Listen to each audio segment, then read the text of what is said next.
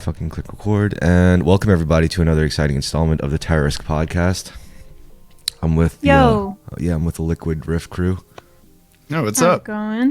It's good to see you again, man. Yeah, it's good to see you, and I'm glad to hear that you guys just accomplished your something with voice acting yesterday. Like you got to work with people you never did before.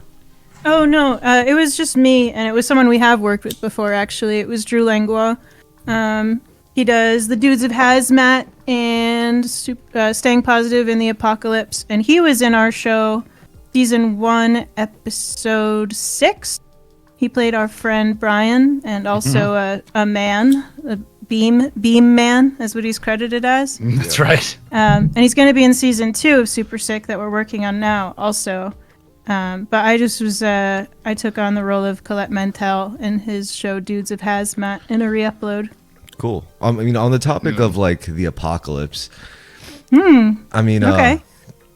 I don't really think about the apocalypse all that much, but it's like, it's just interesting how like there's always that bleed over in terms of cultural, what's the word? Like basically you got like the evangelists becoming like, oh, apocalypse, and then you also have like on the other side the preppers who are like, I don't give a fuck about the whole narrative, I'm just trying to survive the apocalypse, just store up Just trying to stack up all of my ammunition and stack up all the freeze-dried broccoli and cheese I can eat. Yeah, I mean it's probably a real phenomenon. It's a real thing. That Fallout even made a game out of it. No, I was playing Fallout. Yeah, well, Far Cry Far Cry's version was pretty scary. I was playing Fallout 1 recently. But yeah, I don't think that there's... I know that this is something that's said commonly, but I don't think you can point to any time in recorded history where people didn't think that the world was ending or deserved to end somewhere. Yeah, that's really my point. I guess like, you know, it's like a pervasive idea that's always there, regardless of whether or not the world is actually doing good or actually doing bad. It's like in the back of all of our skulls. Maybe we're all fantasizing about it secretly. Maybe we're all just like, you know what? Sometimes I just wish it would all just go down the drain already. You know, just fucking. It means I want my life to be different. I bet I'd be pretty good running a caravan across the atomic wastes. I'd be a pretty good caravan guard or whatever. Realistically, I'd probably be either used for food or like sex slavery or both. Like, I'll get captured by some neo-societal barbarians, and they'd be like, yeah, oh, look at this. Hopefully they think you're cute. I mean, that's your best bet. I think I'd rather get eaten. I mean, I feel like my life would be more meaningful as food. I think I'm too old. I'm not cute enough to be a sex slave anymore. Damn it. And Chris is Asian, so he has that on you. He looks younger no matter what. Yeah, that's right. Oh my Looks God. like a little Roman towel boy. Yeah, you know what? First of all, you're not wrong. But second of all, this reminds me of a really great movie I saw called The Bad Batch. I love that movie. Such a good fucking movie. That's a brilliant movie. I used to have a poster for it somewhere. I wonder if it's tucked in a corner. Yeah, it's funny. If you try to Google that movie, you'll get like a lot of like the first results would be like for like Star Wars, Clone Wars story arc about the Bad Batch of clone troopers, which I was like, all right, this isn't what I want to find out about though. I actually saw The Bad Batch thanks to a friend of mine who's super into movies. I saw like a pre-release with a Q&A with Anna Lily Armpour after. Yeah. It was really cool. Jim Carrey was in it. Jim Carrey was in it, yeah. Have you seen Girl Walks Home Alone at Night? I mean, no, but the title's pretty on the nose. Like, oh, it's like awesome. It's a vampire movie, and it's really good by the same director. We watched it. Yeah, I heard recently, that it was just a funny thing to say. Like someone was like, oh, any woman who could do a really good Jim Carrey impression, it just becomes instantly hilarious. Like the Ace Ventura bits, like saying aspirin with your butt cheeks, or just like, you know, just hitting Tarzan. hitting a cigarette and be like, smoke it, you know, like. And I saw a woman on YouTube who's like a Jim Carrey doppelganger. and she's a comedian. I think I've seen someone. She struggles a lot with it. Yeah, someone linked that. I think I know exactly who you're talking about. Like when I said that on the internet, someone posted, like, commented with a link to that person. I was like, holy shit, she's actually like Jim Carrey. Does she have kind of a rubber face as well? Yeah, she looks just like him, and she does a great impression of him. Oh my god. Yeah, I mean, just doing the movie stuff alone is like hilarious enough. I mean, I can't think of any off the top of my head, but just like when he's throwing the football and he's like, "Let's see that in slow motion," and he just does the whole thing in reverse. I was like, Jesus Christ, this guy! You can't tell. Jim Carrey, but I especially love Ace Ventura. The part that always gets me is when the hunter guy is showing him the slideshow, and he keeps getting distracted and doing the Hi-Yo Silver mask over him and pinching his shadow's nipples, or pinching using his finger shadows. Yeah. And he starts carrying him around like a puppet of the Monopoly Man. That's right. Oh my god. I think the last Jim Carrey movie I saw was Bruce Almighty. Also, like, pretty good. Yeah, that's actually a good movie. I liked it. Yeah. I just saw it on, I think it was like Netflix. I was like, I gotta watch this shit. It's been too long. Morgan Freeman was God. Of course. Right. What's the one where he can't say no? Liar, liar. Or Yes Man. I think it was Yes Man. Oh, Yes, right. Man. It's the same movie as Liar, Liar. Yeah. In a way. Yeah. I feel like his movies are definitely like almost like made for him. Like, I feel like, you know, some like Jim Carrey's agent would just like go through scripts like, no, this isn't Jim. Oh, this movie is a Jim Carrey movie. Well, right. Was it a bit of a stretch, you think, for him to suddenly do like Eternal Sunshine of the Spotless Mind? That was him, right? Yeah, he was so good in that too. I can't watch that movie though; it messes me up. It's too upsetting. Yeah. Yeah. Well, I mean, I think Seems real. Yeah, I just watched that at an impressionable age. Like, I was going through my first real breakup, and then I watched that movie as a teenager. I was like, oh my god. But your girl had blue hair and stuff. Yeah, probably some shit like that. But I do know that when funny guys do like a serious kind of sad movie, like Adam Sandler with Punch Drunk Love, like apparently it's like pretty okay. Or some of the fucking, what was that? 1 hour photo with fucking Robin Williams? Good God, that's a scary movie. My understanding, most comedians are like super depressed. So they're kind of just waiting for the opportunity. Yeah, because they got typecasted. I would be depressed too. Like, I mean, I think the similar thing also happens to like kung fu actors or some shit. Yeah. Even like after decades of Jerry Lewis just being, oh, lady, hello. And then, you see his serious roles like in King of Comedy I saw kind of recently. And he's actually a very believable, grumpy, kind of worn out rich guy who's like dealing with a terrifying situation, and he's a very realistic actor. Yo, that movie ripped off of The Joker. It totally did, man. Yeah, it was I don't know. I think that it's fun to like. I think that they really enjoy it when you get to play a villain. I always think that actors who play villains probably have the most fun on set and in the production overall. Because you can just access you can just access that more easily than like sweetness and tenderness or just being a regular Joe Schmo or some version of yourself. I think I don't want to use the words less challenging, but I think that makes people like free to really freak out. Possibly. If I can imagine you're Jack Nicholson and you're in The Shining, and Stanley Kubrick just keeps going, yeah, do that, but more, crazier. Be a worse, crazier, mean guy. I feel like fucking awesome job.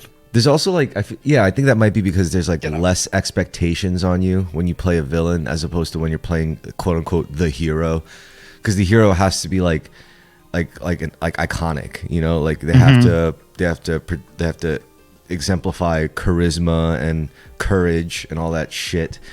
I mean, villains have to be iconic. I mean, being a hero in real life takes a lot of work, but pretending to be a hero, I think lots of people do that all the time. Yeah, but pretending to be a villain is like, there's so many people, so many like fans of movies who think about the villain so much more.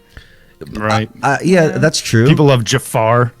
People love Jafar. People love Joker. Oh my goodness. But I think like if you're gonna make the hero iconic, you got to make them iconic. I mean, this isn't. I don't think this is like artistic or creative. It's probably more like capitalist or some shit where it's like if it's the hero and they're gonna be iconic, then you gotta also make sure that like they're a white dude, or you gotta make sure that they look good wearing Pumas when they do this sports scene or whatever. Like, oh yeah, they're selling stuff. Yeah, whereas the villain could just be like whatever foil you could think of to whatever that hero represents. If the hero's like a meek, nerdy guy that has to get over his courage, I mean, he's still got to be like, cool and whatever. Then the villain just has to be like a super tough Chad who's like a fucking asshole, which is always fun. Yeah. I mean, I would love to do that too. Like if I had to play a villain, I'd want to do both, like, because it's a whole spectrum, I'm sure. But I like the alternate takes. What was it? A lot of people don't like this movie. And it's sort of like, I almost said Marvel slop. It's not Marvel, it's DC. But in Batman versus Superman, didn't they get Jesse Eisenberg to play Lex Luthor? Yeah. I thought that was kind of a cool casting to get Mark Zuckerberg to be Lex Luthor, because that's what he would be in the present day. He'd kind of be that type of guy. He'd be like a startup guy with big ideas, and maybe he's compensating for the way that he feels he was treated in the past, or like the injustice of the world, and he's just sort of like, well, I'm in a fortunate position because as a CEO of whatever, I'm able to actually sort of remake the world in my own image, and it's really a positive solution to, like, it's that kind of guy. Yeah, a part of me honestly thinks Jesse he was actually like seems to be too good for a DC movie. Like I feel like it's still a weird casting. Yeah, I feel like that was beneath him. But at the same time, it's a pretty prestigious role. I mean, Lex fucking Luthor. It's not bad. G and I kind of like that movie just because fucking Superman pisses us both off sometimes. I don't mean to speak Superman. For you, G. The hero, the Superman. Yeah, he's boring. Super boring. That's kind of what. Like the kind of guy I was thinking of when you're talking about how heroes have to be iconic and villains can do whatever. Like, I feel like Superman is like any dude could step up and pretend to be Superman for a half hour. Yeah, I think Superman, you're right. It is pretty boring in concept, especially compared to like all the other cool shit we have. But at the same time, you probably need some boring boilerplate like Superman so you could have like cool alternate takes on it, like Invincible or something. Yeah. He was perfect for the time, Oh yeah, people wanted that. What if a guy was so good that he was good, and then he was really good about that? Well, that's that's one of the reasons why I like Captain America. Just this badass American Chad. He just wants to kill Nazis. That's maybe not even kill them. They all become a little bit jaded eventually. Like you have to have a little bit of a character arc, and I feel like that's slowly getting written in to some of the stories, or has been in the past. Even Superman. I don't know. I'm not an expert on Superman, but I think it's certainly been written into some of the movies where he's getting pretty dark in the comic books and movies. He has been for the last 20 years or so. Yeah. I mean, that's why Batman has to fight him. His aunt or whatever is on the farm is like, you don't have to do anything for these fucking people. These people, they don't deserve you. Aww. And he's like, wow, maybe that's true. Maybe I'm going to be like bad Jesus. Maybe I'm going to be like a Jesus that doesn't care. Yeah, maybe I'm just going to be the regular guy. Yeah, but I always like powers. The villains, I guess you call him like an anti-hero, but I still put him in the superhero world. Like Batman is a very similar template, but like guys like like Watchmen was like a deconstruction or a reimagining or whatever of the whole superhero thing. But I really like how he's obviously this mentally ill, like flawed dude, but he's absolutely dedicated to fighting evil, more so than probably anyone else. Rorschach, yeah. Yeah. And my favorite scene with Rorschach is when he almost gets arrested. He's like chastising himself for being so stupid to let himself get set up. And he jumps out the window and like 9 cops jump on him and they're hitting him with billy clubs and cuffing him and grabbing him. And then one of the cops is holding him and goes, oh, he stinks. That's the best. He's like, there's nothing, he's not supposed to be cool. He just happens. He's incidentally very cool by virtue of what a crazy bastard he is. I like Dr. Manhattan because he's so sad. Mm-hmm. I bet you Dr. Manhattan doesn't stink. I bet that motherfucker smells like just pure electricity. He smells like doesn't smell like anything. He smells like one of those negative ion air cleaners. He probably just smells super clean. Smells like ozone. It smells like ozone. Damn. I bet Definitely. I bet smelling him would actually be good for your health. Maybe. Or maybe not. Yeah. Maybe not. Don't inhale lots of ozone. I found out that's not so good for you. Yeah. Smells so good though. It is kind of a cool smell. It just seems fresh. So fresh, yeah. I thought that before about other fictional characters, like which ones could be smelly. Like I feel like some of them are smellier than we would think. Like Akuma from Street Fighter. I feel like he might be. I feel like he might be a little smelly. Wolverine. One on Street Fighter is gonna be smelly. Yeah, most of them are smelly. It's Chun-Li's smelly. Oh yeah. Shit, yeah. Fucking. I bet Gambit smells like onions and tomatoes and like burnt iron and smoke. Garlic. Or just straight up manure. Garlic and lemon sauce. Like what does New Orleans smell like? Just straight up horse shit and piss. Yeah, that's pretty much it. That's on par. Yeah. Hell yeah. Yeah. No, I like the mentally ill superheroes. Like not really mentally ill, but like you know, if you put them in a normal environment, they wouldn't be able to hang. And the ones all that of don't them are necessarily like that. Yeah, I guess you're right. It's the villains. Well, who is the most villains who can hang? Who is the most like socially put together fucking superheroes? It's the ones that I guess you could say that didn't spend their entire life being a metahuman and they just got it kind of late in the game, so they're still like grounded. Like Spider-Man. I think so. I'd say Spider-Man's pretty cool to hang out with. He's a good boy. He's just flaky. He just wouldn't hang out for more than like 2 minutes at a time. He'd be, gotta go. Yeah. Got a jet or whatever the fuck he says. Yeah. Fucking Beast. Well, Beast is a giant blue hairy monster, but he's cool. He does struggle with being a giant hairy blue monster though. Yeah. That's true. Yeah. He wishes that we all have our struggles. Well, yeah. I guess you could say all the most normal superheroes or even supervillains, they'd be busy having like regular social lives when they're not doing their super shit. So they'd already be too busy. Like, could you imagine hanging out with Tony Stark? I'd be like, this motherfucker's out doing all sorts of shit. Yeah. I wouldn't like him. No, he kind of sucks, except for how exceptional he is. Yeah. I would like him for maybe a half hour to an hour, and then I'd be like, wow, look at that, my cat's texting me, I gotta go. No, I'd like him. I'd like him just on stage, like listening to his like TED Talks or whatever. I would hate that. I would hate that. I would hang out with him in person, but I would not listen to his TED Talk. And I have a lot of friends like that too. Tony Stark's like introducing the new video games for PlayStation 5. Yeah, shut the fuck up. I can imagine his tone of voice and I hate it. He wouldn't start out with the product. He would start out with a story, like a personal story about like when I was out there, you know, like hanging by a thread or some stupid shit. And then he would somehow link it to this like, that's why I invented to save lives this video game. Like, it's like, yeah, all right, Tony miserable. Stark. Yeah. You don't do this, but a lot of other people do this, like the like YouTuber public speaker voice. Yeah. Just as soon as that tone of voice comes in, I don't want to listen to someone talk anymore. Which one is it? Like the jump cut? Like, hey guys, we went down to the store to get a blah blah blah blah blah.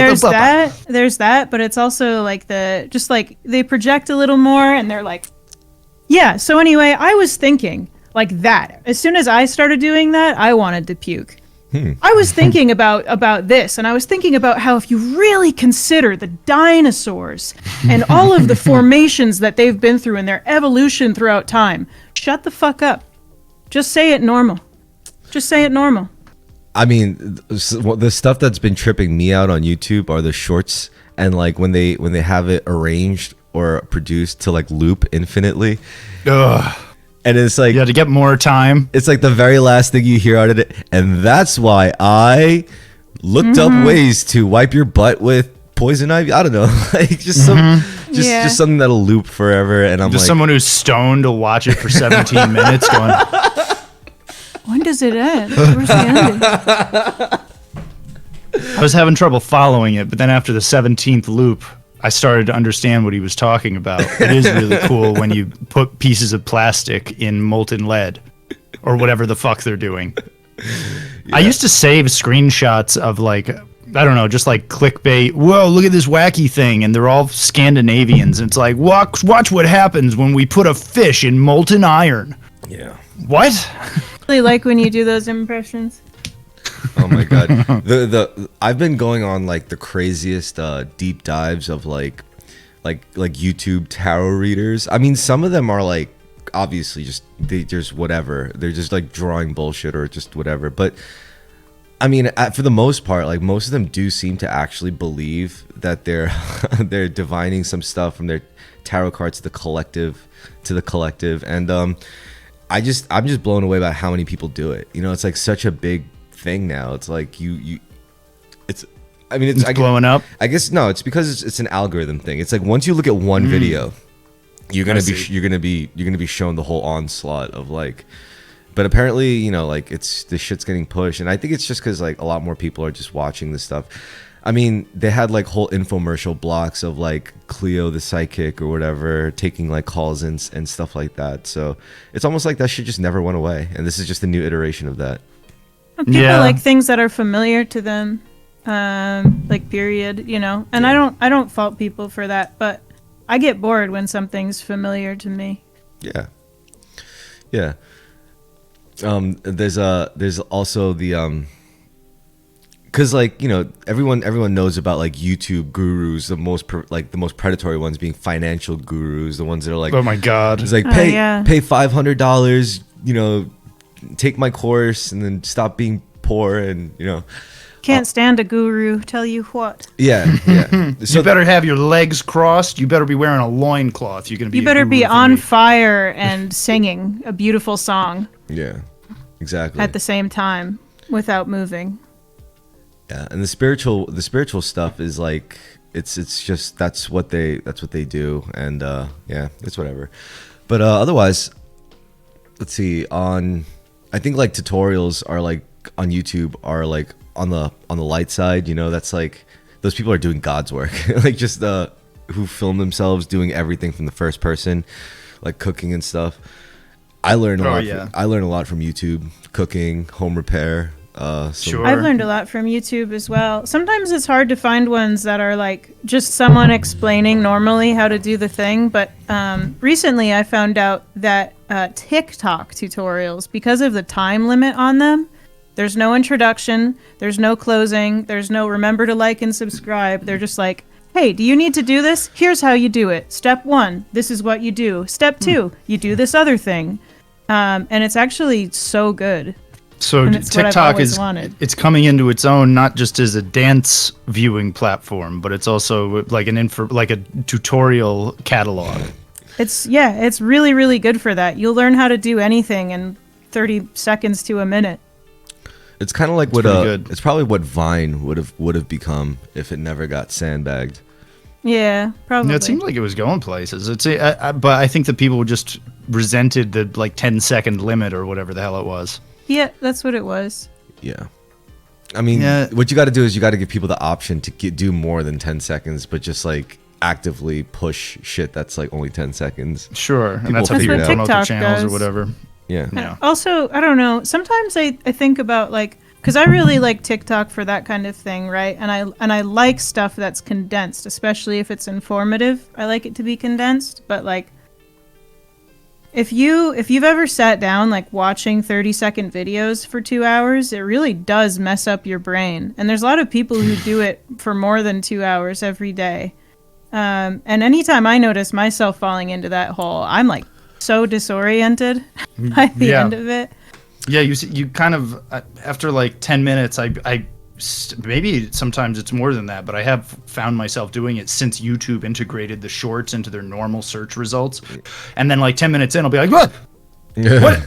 Hang on, no. Why? I don't care about this. I don't care about this guy's dumb sketch. I don't care about like... And then, like, you can't even recall what you've been watching. No. You can't even recall what you've been scrolling through. That's the freakiest thing, yeah. There's no recollection. You watch like 100 videos... I started, one guy was like reloading vintage firearms, and then it was vintage watches, and then it was like a reenactment of a date that a girl went on. Then taxidermy. And then it's like someone like clicking 2 children's toys together, and then you just go into the abyss. It could be anything. Yeah. I mean, one of the I forgot what I was gonna say about YouTube. Oh, TikTok. Yeah, one of the things that's still most off-putting to me about TikTok is the people who like do live streams on TikTok where they're just like an NPC, and every time you push the button, they do some like pre-programmed action. Like, are they still doing that? I thought they stopped doing that. I don't know, but the fact that it hit a peak, but it's still going on. When the first time I was exposed to that, I was like, "What the fuck?" Like my mind just couldn't wrap myself around it. But then, like, really quickly, I kind of figured out like this is some perverted shit. You know, it's like super, yeah. It's like you're just There's like one guy who was given like political analysis about like the court case against Trump. And in between, like while he's doing the political analysis, someone would donate like $1 and a heart would pop up. And while he's talking about and it's complete bullshit because Alvin Bragg knows that and every time he did, he would have to do like a little heart hand gesture, or he would go like this whenever the right kind of donation came in. Thanks for the Actually, thanks that's for the 10. very funny. And I love it is cool art. I love that. I did find it bothersome. I love that. That's like the only way that I could listen to somebody explain something like that is if they had to do sparkle heads. It's and they're donating stuff and they're putting on like CG cowboy hats and cigars and stuff on him while he's talking. That's so funny. I mean, it's really to me that's like a kind of grifting, but it's really just like it's like giving you the same. He's making bank. Yeah, the presidential addresses should all be stylized that way. Giving you the sensation of just like putting like coins into a machine and then just watch it like move for you, and that's what people are becoming. Like we are literally becoming that dancing monkey thing. It's crazy. Mm-hmm. It's fucking nuts. It's a little bothersome. I mean, I'm glad that people are having fun with it in the meantime, but it seems like it's leading in a weird direction. I mean, could you imagine? It might just be everything becoming more straightforward to the point where it's like, people are honest about it, what it is. We get over it, yeah. Yeah. Could you imagine being the sick fuck behind the screen who's like, yeah, you like that little $5 rocket ship token? Yeah, fucking do the little dance for me. Twirl around. Little fuck. I mean, and then you just have to twirl around, dance, monkey, dance, and you just subjected yourself to this. Like, I'm like, oh my god, no, that's dystopia. Totally pay for it if it was someone talking about politics and I could make them do stuff. I would absolutely. I would. Mm-hmm. I would like sit there when it first came on. I'd be like, all right, how much can I afford to spend on this? Because this is going to be a lot of fun, and then the money will be gone after. And then I would be like, okay, $60, and then I would just throughout the course of it just spend my 60. Damn, that's literally like that's just straight up like losing your let's not be alarmist. Let's just say selling pieces of your soul for rent. You know, like renting out pieces of your soul for a bit. Sure. I mean, I would do it. I mean, I would pay to watch someone else do it if they were talking politics specifically. I mean, apparently those people are making like anywhere between $300 to $3,000 within like a single session of doing. And they're doing art.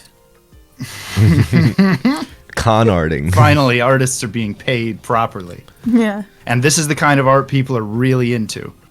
I mean, you never know. Like, if you were like, could you imagine just Bruce Willis doing something like this on TikTok? And he's like, yes. God. Yes, I can. For like $300 a pop. You know, that'll be sick. That'll be fucked up, but crazy. I mean, maybe that's the future of celebritydom. Like, maybe that's going to be like Timothée, whatever, Chalamet. I think it'll be over in 10 years. But you're addressing the rape allegations against you and doing little star eyes, and you're putting wizard hats on. You're raising money for your legal bills. Oh my god. Yeah, that's good. And if they all have Neuralink, you don't even need a visual cue on the screen. You could just hear like a noise, like a prompt. It's like, oh, time to do one of these. Time to do one of these. Mm-hmm. Oh man, Neuralink scares me so much. You don't even need a prompt. You just get the feeling in your brain. Yeah. Oh, it's time for me to do the thing that I have to do when I have that feeling. That means there's money going in. And you don't even need like a camera in front of you. There's like omnidirectional drones just like following you everywhere, so you could be on stream 24/7. Yeah, whether you want to be or not. Yeah. There's all. I just hope. I don't know. It seems like they're coming up with like less obtrusive ways. Like, have you seen that patent for an advertising technique for like televisions that have microphones in them, and there'll be a message at the bottom of the screen that's like, "Hey, you can end this advertisement by standing up and raising your arms in the air and excitedly saying McDonald's while you smile." And then if you do that, the ad only lasts 10 seconds. If you don't do that, you got to sit through the whole 30-second McDonald's ad. I'm glad it hasn't gotten to that degree of manipulation, but I'm not going to hold my breath. I think we're getting there. I read a sci-fi book in middle school that predicted that exactly, and it was like a Neuralink situation. Everyone had computers in their brains, and it's like a bunch of teenagers are sitting around one time and they're trying to win a contest for like a lifetime supply of Coca-Cola or something. And so the way the contest works is they all have to talk about the refreshing taste of Coca-Cola as much as they can. And so they're all like, it's like these 5 teenagers all talking about how much they love Coca-Cola and how it has the perfect amount of bubbles and blah, blah, blah, blah. And then at the end of it, they're all like, "Oh, I wonder if we'll win. You guys want to go get a Coke?" Like, it's so fucked up. I mean, realistically, describe in single words only the good things that come to mind about Coca-Cola. Yeah, and just keep talking about it. Coca-Cola? I'll tell you about Coca-Cola.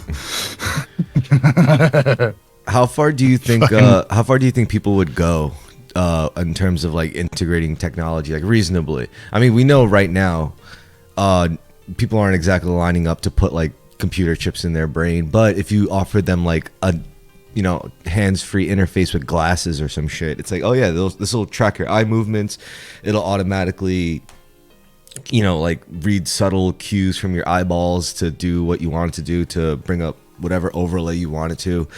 Yeah, I got a VR headset pretty recently. It's awesome. No, I bet you feel like you're coming out of a dream though whenever you take it off. No, not really. You don't get that sensation? I got that the first few times I did it. The way I set it up is I keep it. I have it pulled. I have the MetaQuest 3, and I have it pulled so it's like a little extra far away from my eyes. So I see like I can see like down from my nose whenever I want. Okay. And I find that like fine. Like I really like it that way. I don't think I would want it all the way over my eyes. That would freak me out a bit. But I see. Interesting. That's probably a good technique, just to stay grounded. 1 foot in reality. I like to keep 1 foot in reality. Yeah.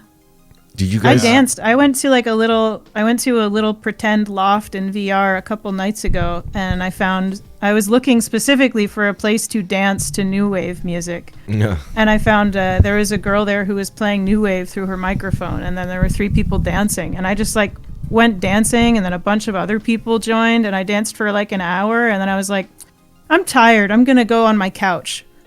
Like, that's a nice experience for me to go to a dance club and then just teleport there whenever I want. Teleport there from your computer room. Yeah, teleport home when I'm sick of it. Yeah, I'm a little bit in other people's houses. Whenever I've borrowed their VR headset, I always end up accidentally punching the ceiling trying to climb up to something. Oh, that makes sense. Yeah. But yeah, as far as like computer in my brain, that's different because I can't have that degree of separation from. I can't have that 1 foot in reality. My reality is now part computer. Yeah. Don't like it. Did you guys see the 3-body problem? 3-body problem? Yeah. No, not me. It's this show on Netflix. It's actually a book by this like Chinese sci-fi writer. It's like a supposedly really good sci-fi, in terms of novelizations go. But the show, it's okay, like apparently like hard fans of the book were like, this is garbage, whatever, I guess what can you expect? But the way they did like this VR headset kind of thing was pretty cool. Like the whole thing was just this visor. It was like a cover that goes over pretty much mostly your eyes, but it was all reflective. It was like a purely reflective surface. So when you put it on, all you see is like basically just like inward infinite reflection, like a inward curvature, just infinite reflect, where it's like your eyes just go into one, kind of like focus on the same exact infinite point. And interesting. I thought that was really cool because I've heard like what's it called? Conspiracy theories about like devices they've made called like the Looking Glass or Project Looking Glass, where they have like this chamber where it's just a spiral of mirrors, like mirrored walls, and you sit there at the beginning of the spiral and you're just looking at infinite reflections in a singular point. And apparently when you look into something like that, you start seeing like crazy shit, you know, like yeah, that makes sense. I believe that. What is it called? Pareidolia? I don't want to be wrong. But I thought that was a cool depiction in that movie. I was like, if there was like a future of VR, it would be less about sticking a screen really close to your eyes, and it would be more about actually fucking with like your brain and like how your brain perceives things and hears things and feels things. That would be crazy. Yeah, I think that like people always tie it to like psychedelics, but I think a lot of that stuff kind of just exists in the human brain. It's sort of like like a firmware almost. Yeah. I got it. You know, like the same way that like infants know to be scared of snakes and things like that. It's just like wiring that's already in there. Yeah. What was the word you got right, G? Pareidolia. Now I want to look it up. Pareidolia. Yeah, I totally. It's our tendency to recognize patterns and like turn patterns into faces and stuff like that. Oh, yeah. Yeah. It's funny. Yeah, it's wild that you can get 2 vertical lines and 1 curved line below them, and it's universal across the human experience that's a face. Mm-hmm. Yeah. Or like the letter U with the dots on top of it. Mm-hmm. Looks like a smiley face. Yep. That's why you should never write bug with that U, because then, you know, it almost makes the word more approachable by making it look like it has a smiley face, but it should never be that way, because bugs, in fact, should never be smiling, and they should not look cute. They should look like bugs.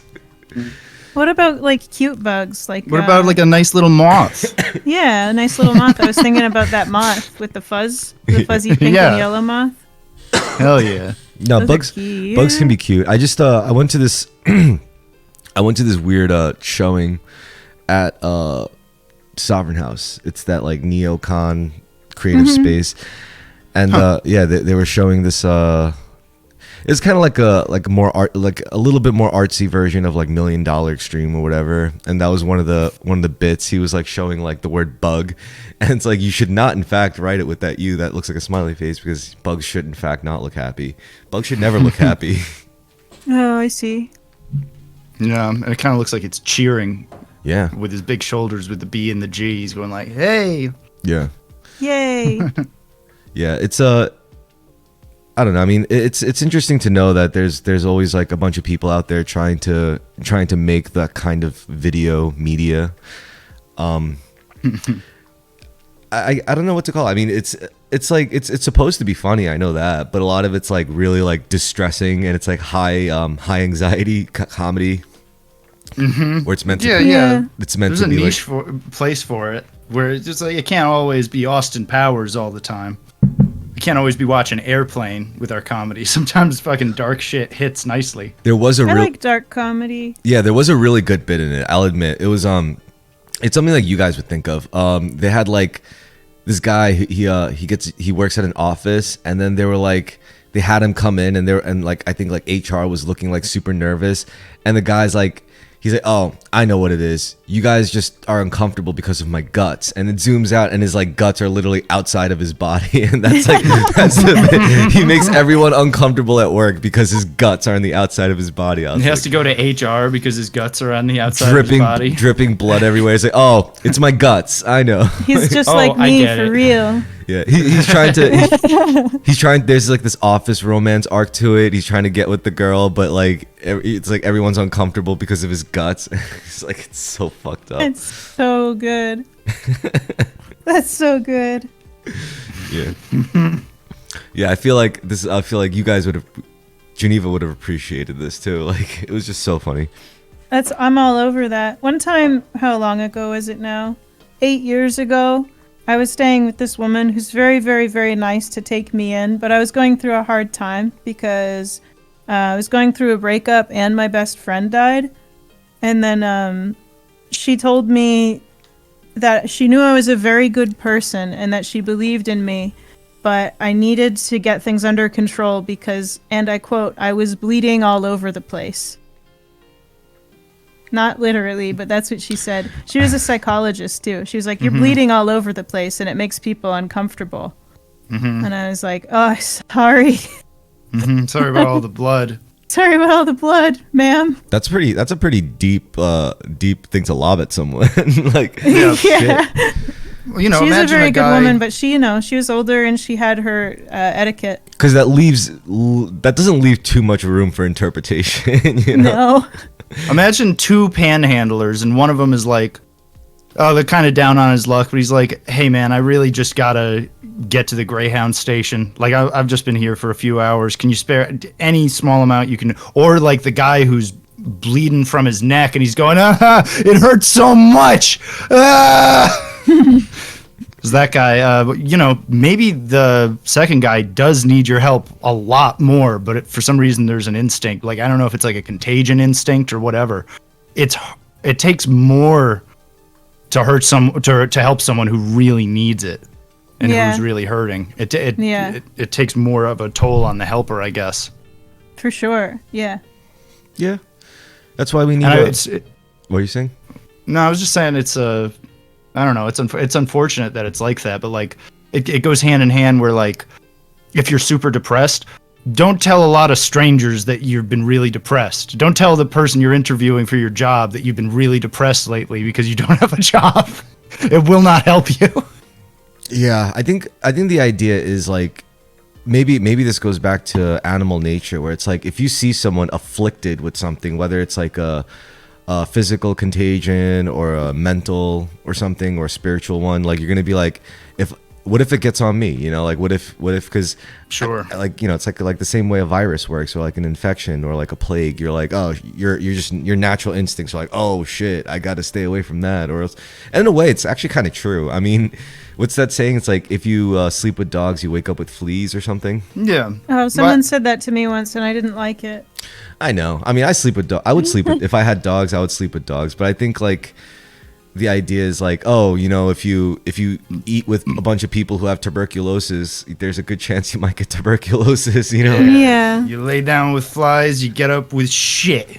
I used to for a really long time. I was, and you know this, Chris, because you knew me then, but I was very much like, everyone come talk to me about whatever you want, whenever you want. And I'm here for you, every broken person who I come into contact with. Eventually, within the last year, I decided I can't do this anymore. Oh, yeah. I mean. So I still try to help people, but I set pretty firm boundaries. Like if I'm helping someone and they decide to lash out at me because of me like trying to help them somehow, I'm like, oh, I'm not going to help you if you do that. Just so you know. Oh, Last warning. Yeah. I think people know not to like do that too much with me because I'm always going to give you like the most blunt, straightforward like answer. Like they'll be like, oh, I have this like problem with my boyfriend or my girlfriend. I'll be like, just fucking ditch him, like break up, like just dump him. Like, what do you want me to tell? That's not what I wanted to hear. I mean, because like, it depends on the problem. Well, I was just thinking about this, like how most people, they want to be like collectivist or communist when like their life is like utter shit, but then like when their life gets good, that's when they want to be more individualistic and stay away. It's my shit. I'm like, and I'm thinking of how fucking stupid that is. First of all, it should be the other way around. Like when your life is shit, that's when you lean on free will, and when your life is doing good, that's when you become like a fucking commie or collectivist. Otherwise, the world's gonna go to shit. Like if it's just pieces of shit who want to be commies and like guys who are doing really good who just want to be capitalists, then that's fucked up. It should be the other way around. Like that's kind of what we're shoved into by the way everything is set up. Yeah.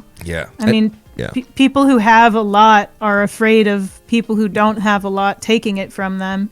And people who don't have a lot never get a hand from the people up top, so they all just try to help each other. Yeah. And I also watched Wonka recently. It was really good, by the way. Wonka movie. Yeah, Wonka movie goes into this.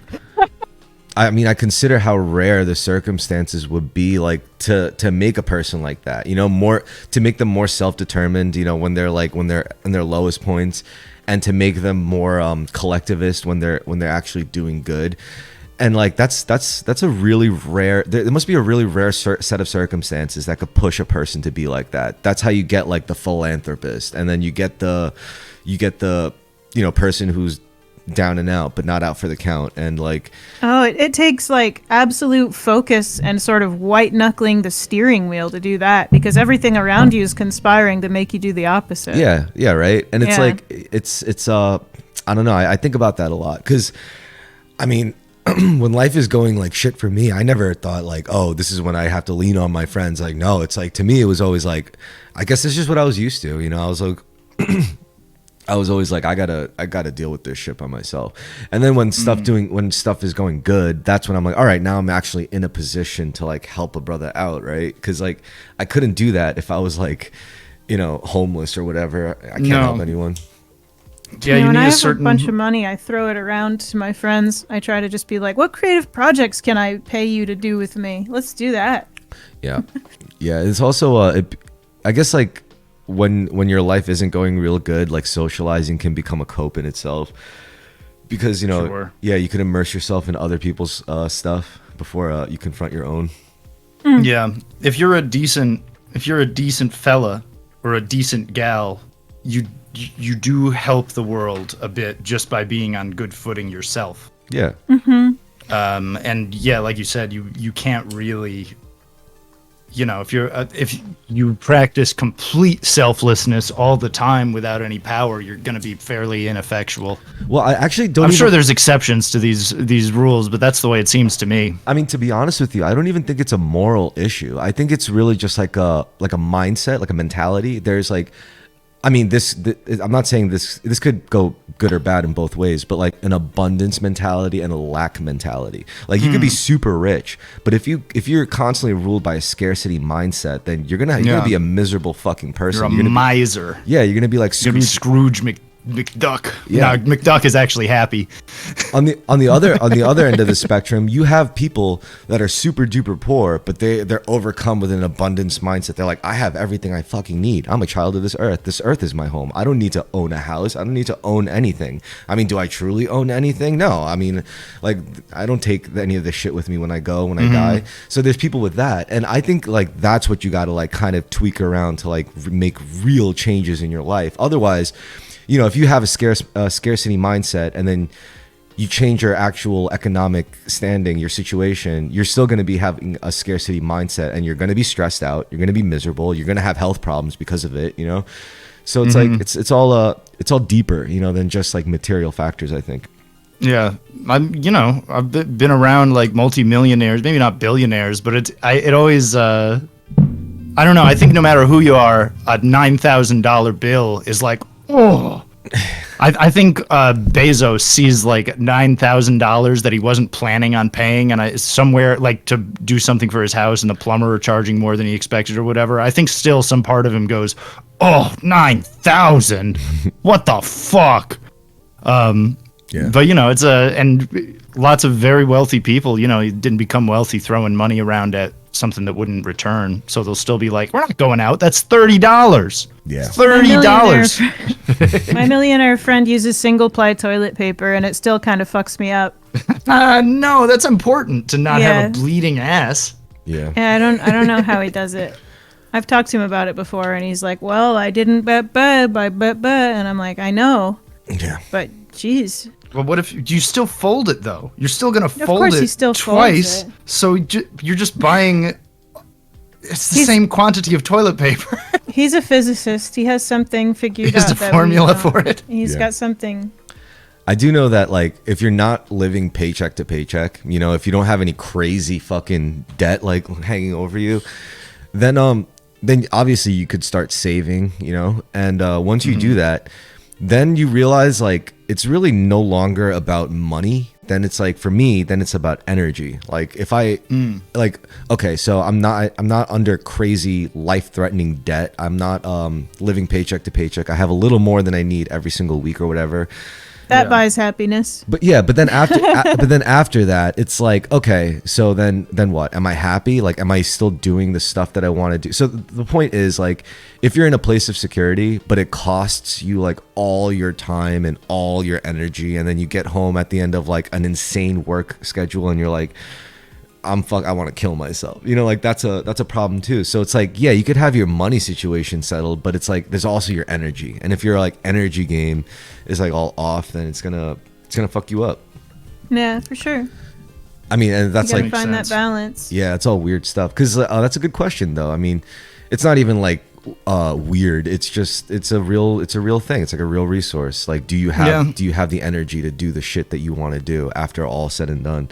It's like likewise, even like time. The time is money thing, but it goes into energy too. Yeah. Like, I don't know. People go like, well, think about how much an Uber would cost you. Just get on the bus. Right, but what is being on the bus for an hour and a half going to cost me versus being on an Uber for 20 minutes or whatever? So there's different situations where you would take the bus, but it's not always innately the best move or the smartest move to make. Yeah. I was like poor working as a dog trainer in Boston, you know, like really for a while, especially during COVID, I was just kind of scraping by. I would offer friends money all the time. Like, could you just drive me around to work today? Because if you drive me around, I'll walk for 4 miles and it'll take, 2 hours. Whereas if I take the bus around all day, it's going to be an 8-hour day and I'll walk 14 miles. Yeah.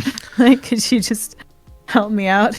I mean, I guess like what that tells us is like, I mean, the fucked up part is it's a lot easier for us in the modern world to do things that drain our energy than give us more energy. So like, as a guy, like, let's say I could just start talking to a really cute girl, and before I know it, like, I'll just realize I'm like listening to her problems because I want to every single day, and then before I realize it, like, this shit is draining. Like, this shit actually costs energy to sit there and listen, like, with a caring ear to someone's problems. That does, that takes energy from you. Or like you were saying, like something as simple as like an hour and a half long commute every day can really fucking take it out of you, you know? Oh yeah. Or sometimes, the other side is true. Like sometimes you'll be outside raking leaves for a while and that'll energize you somehow. Because you're in the sun, You're out in the sun. Maybe you're having a funny conversation with another person who's raking leaves with you, whatever. Yeah. It can hit you totally differently depending on Meanwhile, who you're interacting with, what the day is like. You could just be seated in an office job and it drains you so much faster than like raking leaves. Yeah, it's crazy. Yeah. Even if your job's not that hard, you just find yourself, ugh. Yeah. Okay. I'm much more energetic after I'll feel much more energetic after like an hour-long walk in the woods than I do, after like a 15-minute walk just in the suburbs. Yeah. Energy is a tricky thing, and it's also it's also on material concerns too. Everyone's it's an actual resource, and we can't do anything without energy. Which is, I don't know, it'd be cool if we could figure out ways to not have to burn fossil fuels for it, but whatever. Yeah. Yeah. Nuclear power, baby. Yeah, nuclear power is pretty cool. Split the atom or put them together, whichever one makes more sense at the time. I was about to say nuclear power, but then I was thinking I got a lot more dark about it. Mm-hmm. I was like, what about no power? Sure. It does seem a little bit like, you're always literally playing with fire when you bend the laws of nature in your favor like that. It seems a little bit playing with God's building blocks a bit too much, maybe. No, we need power for sure. I'm still in favor of it. Electricity. I like it. I like electricity. I'm using a bunch right now. It's great. I'm going to go out on a limb and say I probably wouldn't be alive right now without electricity. You guys ever see Dr. Stone? And I'm not even being born without electricity. Dr. Stone? Yeah. What's that? It's this anime I just suddenly came into, and I just fell in love with it instantly. Oh yeah? It's about... You'll have to watch that other one. Yeah, it was just this event happens in the world that turns everyone into stone, petrified into stone. And this one kid comes back, and the first one to come back after like 3,700 years is a super duper science nerd. So he's on a mission to bring all of civilization back using the power of science. And it's like the very first episode, he has to think of science to like figure out how to make fire and, to bring back like all sorts of... He starts from the Stone Age. Yeah, and then he has to build it up back into the space age and stuff. That's cool. It's awesome. That's so fun. He's gonna... So gradually he's making like really simple cog and wheel, like water wheel shit in order to automate like pounding labor. So or it whatever. builds on... And they also have to be thoughtful about who they bring back. Because like the nitric acid or whatever they use to like depetrify people, the miracle solution, they only have like a finite amount of it. So they have to bring back like oh, who do we bring back next? Well, we're gonna need a shipbuilder or something to help build these ships. Builder wants to bring back his sister because he just likes her. Exactly. They have to. Yeah. So they have to also think about repopulating and stuff like that. Yeah. Well, what's she good at? Well, she's really nice. Yeah, she's so nice. She's like my best friend. And the way the show, the way the show plays out, it's just like a fucking video game. You know, it's like, imagine, it's like you're the character. It's like the first one gets depetrified. It's like you have to make fire. It's like every time they unlock. You're playing Minecraft. Yeah. It's kind of cool. Yeah. Every time they unlock a new age, they say it's like, oh, fire has been acquired, or the water wheel has been acquired. It's a really cool show. Very educational. That is interesting. Like, check that out. They had to Even just because I'm interested in the history of technology. Yeah, it's fucking. Cool. And seeing how you get logically from where he is there, like how quickly is he smelting iron and making batteries? I mean, the coolest World. The coolest part is like they'll still be in the Stone Age, and it's like, we're gonna make a cell phone, and you're like, what? How the fuck is? And you're gonna like, how is he gonna pull this off? And he does, using like using spoilers, bro. Yeah, science. I kind of like animation. I guess Japanese stuff does it a lot, where they really get into the details. Like they'll unexpectedly be really getting into the. All of a sudden, there'll be like a 5-minute break while they're explaining the mechanics, the internals of a Gatling gun, or like the chemical processes of cooking. Yeah, that's what he does. He's like That's really nice. He's like, Mecha Senku here. What he's doing right now is building explosives. Here's what you need: saltpeter, whatever, cool. potassium nitrate. And it's like, yeah, it was pretty. Be careful, cool. You're gonna get taken off YouTube. Well, but it's pretty well known knowledge. That's how you make it. He's making like black powder. He's just quoting the anime. He just likes anime. And also, you guys were talking about cola. Like one of the deals, because there was like a whole tribal war phase, and then he had to be like, to win over one, he was like, "Can you just get me one cola? Can you just make me one bottle of cola?" And they teach you how to make cola. You use your carbonated water with like some other thing they found. Yeah, cilantro. I know that was like a major ingredient. Yeah. Did they use the cola nut, the coveted cola nut? No, they didn't have that. They didn't use the coca plant. Damn it. Yeah, but they. I really want to try the first original recipe Coca-Cola where they added carbonation. You know, it was kind of like a snake oil thing for a while. There's ways to make your own cola. Like they have those little doohickeys with their water carbonator and syrup injector and all that shit. Yeah, I might just have to make it myself, put it in the soda stream. Yeah, that thing. Put that on YouTube. I just want to try the original Coca-Cola because, they used cane sugar. Yeah. I love that. And real cola nut and some other stuff. Yo, other stuff, whatever. Can you guys give me a sec? I just have to refill my coffee. I'll be right back. Yeah, go for it. The original Coca-Cola has like it gives you a nice sort of a numbing sensation for some reason. But it's got, I don't know why. Real it's got to be the cane it. sugar. It's so probably fresh. The carbonation. That's why it's aiding my digestion. It's the stimulate. Yeah, it's stimulating. Every time I have a Coca-Cola, system. I take a massive dump right after. It's got to be the carbonation just bubbling through all the gunk in my guts. I start feeling really positive. I start talking about like business ideas that I have really quickly. And they're all really good ideas. That's the craziest part. You'll be my main guy. You'll be human resource. You and me. We don't even need an office. We could do it right here. We could do it right in this room. We could start the business right now. Oh man, I love the episodes where I'm drinking coffee instead of alcohol, and just because I get extra silly when I drink coffee and smoke weed. No, really? Yeah, I don't know why. I shouldn't say I never. I used to smoke a lot of weed and I loved it. And I was just in bliss whenever I was smoking weed. Maybe it made me it made me a little goofy, and maybe it would take me longer to think, but I appreciated that I would take time to do it. These days, weed makes my mind race. I don't know if that's like something that changed in me or something that changed in my biology, how I react to it. The more responsibilities that I had in life, the more weed just makes my mind race.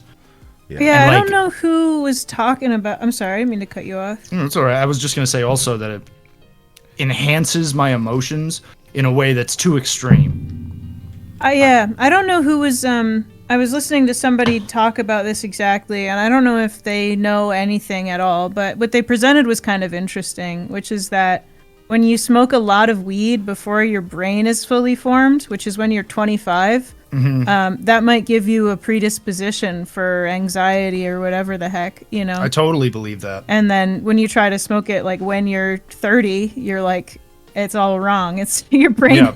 Your brain formed around this weed. I can do it when I'm on vacation, like with my favorite people, and that's the only time that I could reasonably do it, where it's legal, you know, a place where it's legal to do it. Yeah. Guys. I smoked a bunch of weed in a place where it was legal a couple nights ago, and I felt good because I had consciously chosen that I wanted to be mindless and play Nintendo. Yeah, sometimes it's great for that. You getting sucked into a video game and nothing else exists. You're 100% in the world. It is still good for that. I think I'm pretty desensitized to anxiety. I mean, it's not as good as it sounds. Like if you get desensitized to anxiety, you could end up saying like a lot of stupid shit you didn't mean to say. You know, like a lot of foot and mouth moments. So that's the drawback to it. But as far as like the positives, it's like I could just smoke all the time and not really have anxiety stuff. I could think what really helps me though wasn't what has nothing to do with weed, but it was more to do with not having to go into an office for work every day, where I could just like work from home. I think that did wonders for my mental health. Not to say that makes sense. Not to say the people I was working around were terrible people. Like no, they're just normal people. Sure. It's just a workplace. Yeah. Just being around people for a long time can be tiring if that's how you are. I came home from a lunch with this really, really nice woman Tuesday, and we talked for like 3 or 4 hours, and I had a really nice time. And as soon as I got in my car, I went, yeah, like I was so exhausted. I think what I really enjoy the most is like if I wasn't working from home, there's no way I'd be working on like the podcast and the music as much and like researching stuff that I want to be researching and studying things, because I could just put work on like a passive mode kind of while I do the things that I actually give a shit about. And maybe someday I'll just not have to do that altogether either, you know? Passive I like to do work I give a shit about, because then I have energy after I do that work to do other stuff I give a shit about. Yeah. So, I mean, that's really the biggest thing for me. That's helped me out the most. But you know, I guess I still smoke weed as a means of like decorating time, you know, because like I could decorate my space all I want, but I'm still passing time as I'm reading a bunch of shit, as I'm doing like all sorts of tasks that I have to do in front of my desktop. So I'll just smoke a bit of weed, get a little silly. But on the podcast, I guess I just I drink and smoke a lot because it simulates like as if we were just in a room just talking, you know. I would want some drinks. Makes you feel like you're partying. It's good to be able to it's one way of accessing, just getting a little loosey goosey. Yeah. Being able to just say what's straight up on your mind, and actively your brain is seeking out fun ideas. Although, I mean, don't get me wrong, I do kind of have like a tolerance from drinking like and smoking, just because that's all I do. I haven't ever really gotten into pills or anything like that, just all drinking and smoking. So people have watched like other episodes of the Terrorisk podcast where I'm just like, I have like a bottle of Black Label or something, and they're like, it's kind of impressive how like you just go after drink after drink after drink and joint after joint, and you just stay in Andrew Yang mode. And I'm like, I don't know. I mean, it's just Andrew Yang mode. That's pretty good. Yeah, it's because I also remember you stay very conversational, even if you're hitting it heavy. I mean, that's just how it's always looked to me ever since I was a kid, because I would watch my dad drink with his friends, and you know, it's the same thing to me. It's like you just drink all night, but they still seem straight. I just thought that's still the way themselves. Yeah, that's just the way it is. And you know, I think genetics are a factor somewhat in that too. Yeah. Also, if I smoked a whole joint right now, you would have a hard time distinguishing me from someone who just took 3 hits of acid. Yeah, same. Yeah. You'd say something and ask me to respond, and I would just go, oh, and you'd see me go through a lifetime of emotional reactions to something. Like it it wouldn't work for me. But then again, my tolerance is different. I mean, now that you mention it, I do remember there was this certain threshold I crossed. I don't exactly remember, but like when I was in high school, every time I smoke weed before I go into class, I'll be nervous as shit. I'll be like, oh my God, I'm going to get caught. Oh my God, I'm so busted. They're going to know I'm fucking high. And then one day, that just completely went away. Like one day, I realized I was able to smoke every morning, go into class, act like nothing was different, nothing was wrong, and just act like my normal self. I don't know when it happened, but I do remember that there was a time when I would be scared shitless going into school high, and a time where I just did not give two flying fucks. Yeah. Oh, you did the reverse. You did the reverse of what we did. Well, I'd say weed and alcohol did give me... I don't know. I guess I can be a little bit of an anxious guy, but like it did give me like a perspective on, oh, this is what it would be like if I just thought everything was kind of funny and I didn't care that much. Yeah. I've known a lot of people like that. I've never experienced this before, though. This is kind of interesting. I understand the appeal now of feeling that way. Oh, yeah. Yeah. When I was dealing with something pretty serious, I had somebody, I went to some kind of get together and someone was there who was like, you're going through it, have a drink. And I was like, I don't really want to have a drink. And she was like, honestly, I've been through what you're going through, and think of it as pulling off the wet bathing suit. And that's always stuck with me. Like, yeah, it's like you have it, if you're really going through it and you have a drink, like one drink, it's like pulling off the wet bathing suit and just getting some air on your skin. Yeah. Honestly, though, when it comes to anxieties, like, I feel like there's, I mean, this is definitely way more complicated than what I'm about to say, but as a very, like, baseline kind of vibe, I guess you could say, there's the people who, like, where the core of their anxieties is being anxious about what could be done to them in certain situations of vulnerability. But I think there's also another side of anxiety where, like, you're afraid of what you could do to another person or another party. And I think, like, this happens in multiple ways. Like, let's say you get two kids, right? One kid ends up having something, like, really horrible done to them, and then maybe they get injured, like bodily harm falls on them, and then they're like, and then that anxiety follows them as like a trauma response or whatever. Yeah. And then there could be another kid, like, let's say he accidentally did something that caused another kid to fucking die in a freak accident or something. That's going to be like a completely different set of anxieties following him. For me, it's even though both are like anxiety disorders that could come from that. Sorry to cut you off. No, I was gonna say, for me, I'm primarily the latter type of anxiety, because, like, ever since I was little in, like, first grade, it's not even like any little kid is, like, super strong or super dangerous, but it's like I was in more situations where I would get in a fight and, like, I would be the one to get in trouble. It's like, do you know what you did to that boy? Do you hit him in the eye and he got injured and he did it over? Why'd you do that? So I mean, that's going to, like, kind of put you on that pattern, you know, like, from a young age. Whereas another person, like, maybe they got bullied really, really, really bad, and that's going to be like a whole different set, and it's going to fuck you up in a different way. It's kind of crazy, you know. I don't necessarily. Maybe one is rarer than the other. Maybe that's true. I mean, I don't know. I think they're both pretty common. I mean, there's a lot of people who got scolded a lot when they were kids. Just, you know, if you're a high energy kid, you're going to get scolded a lot for doing stuff, and told, whether you did or not, you're going to be told that it really deeply affected everyone around you. True. You know, and then there's, gosh, you know, kids getting messed with by other kids or adults is too common. So I think. I mean, there's always, like, the watery canned answer, like, not, I said watery, no, like just the canned answers, but they're true. Like, the remedy is, like, the stupidest simple thing, which is, like, forgiveness, you know, like, forgive yourself, forgive your trespassers, you know, forgive on both sides. And they're both hard to do. It's really, really, really hard to forgive others, and it's really, really, really hard to forgive yourself. Like, they're both very difficult. Once you get past those, though, then you get to graduate to gratitude. Yeah. Gratitude is where it's at. Of course. You get a little gratitude in the mix, and everything doesn't seem so bad very quickly. And what's even more fucked up is that, like, it sounds very patronizing when you tell people this. Like, it's not something you can tell other people. It's something you got to just have to do yourself. You know, it's like, first I got to forgive, then I got to be thankful. And it's like, this is a tall order. You know, it's a tall order in this life.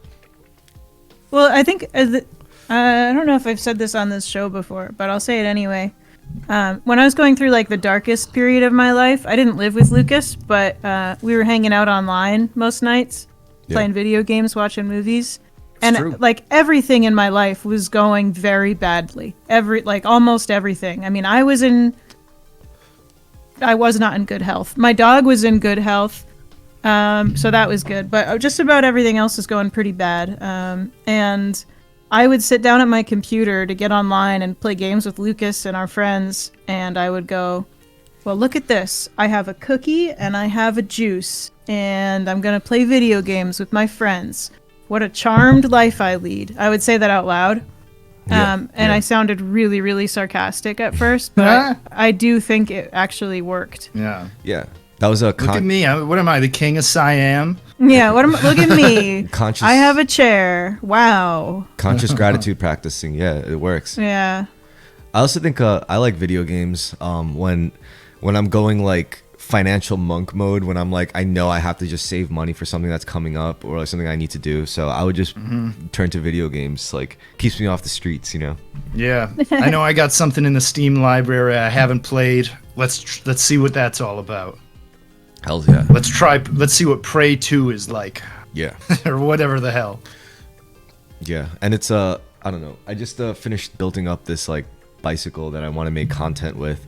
I want to start this other YouTube channel. It's like this content bicycle. Yeah. It's a high-speed POV footage in riding around Manhattan on a single-speed bike. That's kind of cool. Yeah, I think it'll be cool. I think put some drum and bass behind it. Yeah, I could do music, and I could even keep it anonymous. You know, keep my face off it. Just like keep it just about riding and stuff. Oh yeah. Yeah. And I think I've always wanted to do anonymous stuff. When I first started making music, I didn't show my face online where I posted my music. And my intention was I was going to wear a mask whenever I performed, but I just kind of threw that out. Yeah. Sort of wish I went along with it. But you know, when you're able to edit videos, you could do anything you want. You know, like I love that. I loved the fact that I learned how to edit videos, because I think creatively it really opened me up, you know, to like a lot of different things.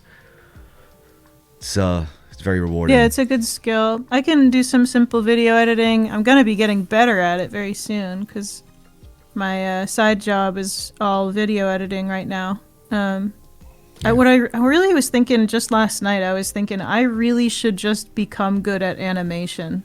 Because everything I want to do would be better with animation, and if I don't have to pay someone else to do it, then I can just do it. Yeah. But it's such like a time-consuming thing just to get okay at. Yeah. Even you use squiggle vision or whatever, it's hard to get frames, man. It's hard to do frames. To make it drawn it 50 times for a second. Maybe a little less than that, but still. To make it look right. Yeah. I can barely draw a circle twice in a row. Yeah, it's pretty fun. But if I could animate, we could animate super sick. I could do animated music videos. I'd never have to show my face. And I love cartoons. We could do other shows, little cartoon sketches, never have to go on camera. It'd be so good. Yeah, there is something really nice about that. Oh, you should, but animation, maybe, I don't know how technology has changed it, but man, it is hours. You know what you should do? Hours. You should get into making storyboards. You know? Yeah. Like they're basically gigantic comic book panels, in my opinion. That's what that's how they work, right? Yeah, so if you just could make the storyboards, I think that's one step closer.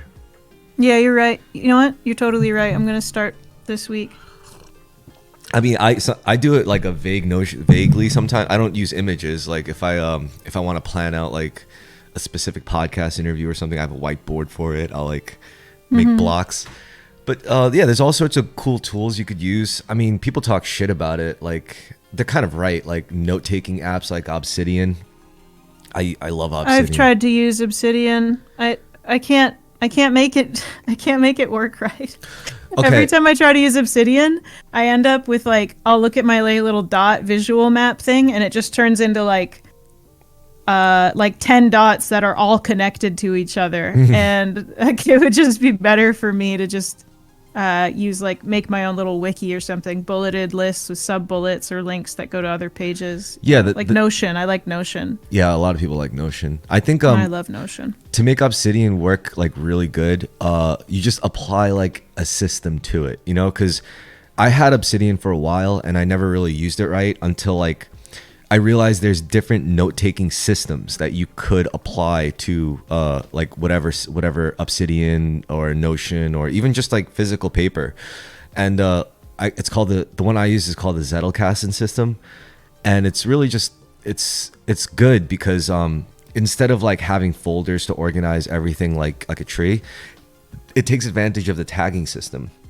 So you basically have every single one of your notes into one file, but it's the way you tag them and the way that they're tagged, they naturally connect. So let's say I just write like 10 notes and 3 of them are about Python, 2 of them are about like metaphysical shit, 3 of them the other rest could be about some random shit. As long as I tag them right, they're going to be connected on the dot map the way they're supposed to be. But you know, shit like that. It's really about the system, and the Zettelkasten system isn't really for Obsidian. It's an actual note-taking system that existed outside of that, and you could just apply the same thing to it, which is cool. And cool. Yeah, I'm super into not note-taking, but definitely journaling. But that's something I still just keep on like pen and paper. Yeah, I think my problem with the tagging system in general is that I'll connect everything to everything else, and then it's pointless. You have to really prioritize like what gets tagged to what. It's not all connected, you know. But in my head it is, and then I look at the thing where it isn't, and I get frustrated. And I look at the thing where it is, and it's just as confusing as leaving it all in my head. I mean, to me, the hardest part, actually, it's not even the hardest. It's the best part of Obsidian. Instead of like making just new notes, like what you could do is you could make templates.